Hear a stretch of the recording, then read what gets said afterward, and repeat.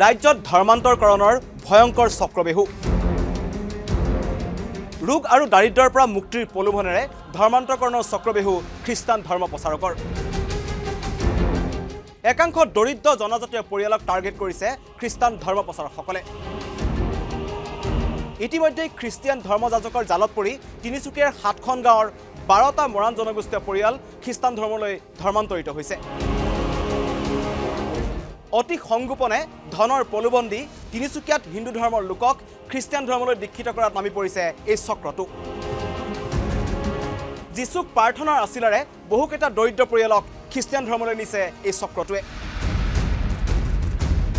তিনিচুকীয়াৰ অতি ভিতৰুৱা অঞ্চলসমূহৰ দৰিদ্ৰ ৰোগীয়া পৰিয়ালক খ্ৰীষ্টিয়ান ধৰ্মলৈ দীক্ষিত হ'বলৈ উদ্দেশ্য প্ৰণীতভাৱে নামি পৰিছে এই চক্ৰটো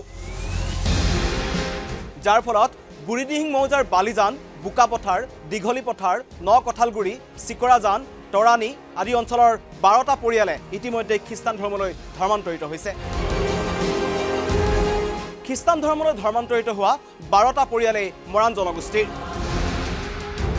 এতিয়াও বহুকেইটা মৰাণ জনগোষ্ঠীয় পৰিয়ালক খ্ৰীষ্টান ধৰ্মত দীক্ষিত কৰাৰ চেষ্টা চলাইছে এই চক্ৰটোৱে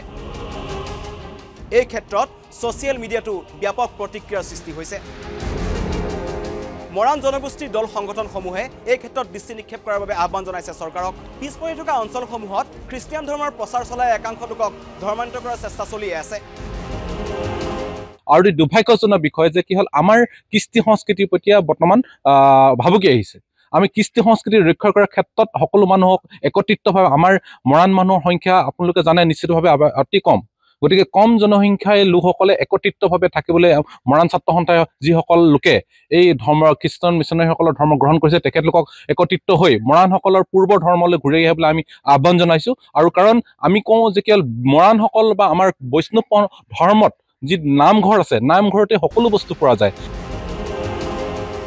ইফালে চৰকাৰে যিমানেই উন্নয়নৰ ঢাকঢোল নবজাওক কিয় এই ঘটনাই প্ৰমাণ কৰিলে যে এতিয়াও চৰকাৰে আঁচনি ঢুকি পোৱা নাই পিছপৰা অঞ্চলৰ বহু লোকক